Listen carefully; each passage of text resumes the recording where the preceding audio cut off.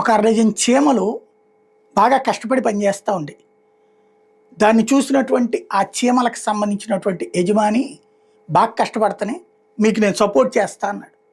చీమలు ఏమనుకున్నాయి, రోజుకో 100 రూపాయలు కూలి ఇస్తున్నాడు, ఇప్పుడు 150 ఇస్తాడేమో అనుకున్నాయి.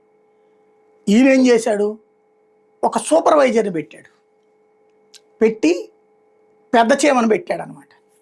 అదేంటి అంటే, అవును మీకు ఓ పద్ధతి పాడు లేకుండా పాపం పొద్దు నుంచి రాత్రి దాకా చేసేస్తున్నారు, టైమింగ్ ప్రకారం చేద్దామని చెప్పి అదంతా పర్యవేక్షించడానికి ఇంకొక పెద్ద చీమను పెట్టానని చెప్పాను.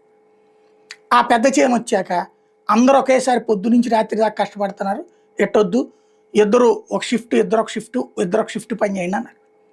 పొద్దు నుంచి సాయంత్రం దాకా 6 చీమలు తవ్వేది కాస్త 2 తవ్వేటప్పటికి పావు వంతుకి కరిగిపోయింది.